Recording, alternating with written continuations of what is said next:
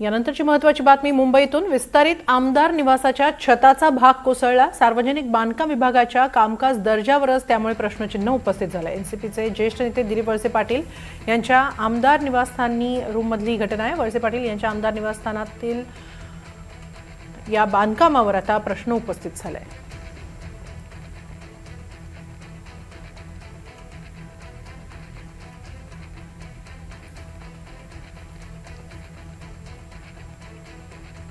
राष्ट्रवादी अजित पवार गटाचे ज्येष्ठ नेते दिलीप वळसे पाटील यांच्या आमदार निवासस्थानी हे काम सुरू आहे आणि याच वेळी त्यांच्याच निवासस्थानातील रूममधील छताचा हा भाग कोसळलेला आहे।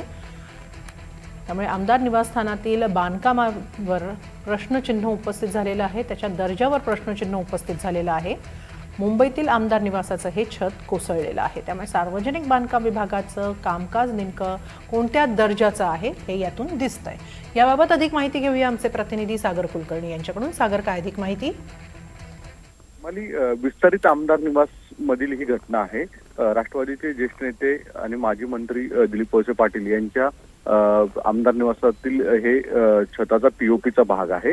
वास्तविकतेत दिलीप वळसे पाटील यांनी या संदर्भात सार्वजनिक बांधकाम विभागाकडे लेखी तक्रार सुद्धा यापूर्वी करण्यात आली होती, पण कोणीही दखल घेतली गेली नाही या आणि अचानक हा पीओपीचा जो भाग आहे तो छत कोसळलेला आहे। मुळात आमदार निवासमध्ये करोडो रुपयांची खर्च केला जातो, त्याच्यावर उधळण केली जाते, पण त्याचा दर्जा किती खराब आहे हेच यातून उघड होतं आणि या संदर्भात तक्रारी करून सुद्धा कोणीही दखल घेत नाही। सार्वजनिक बांधकाम विभागाचे संबंधित अधिकारी आणि ठेकेदार यांचे लागेबद्ध असतात ही सुद्धा जोरदार चर्चा असते। अशा परिस्थितीमध्ये ही घटना घडली। विशेष म्हणजे त्यावेळेस दिलीप वळसे पाटील हे रूममध्ये नव्हते, पण त्यांचे इतर कार्यकर्ते मात्र होते आणि यात काही किरकोळ जखमी सुद्धा झाल्याची प्राथमिक माहिती आता समोर येते। पण मोठी एक दुर्घटना टळली असं म्हणावं लागेल।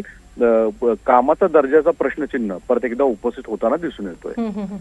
धन्यवाद सागर, आपण दिलेल्या या सविस्तर माहितीबद्दल।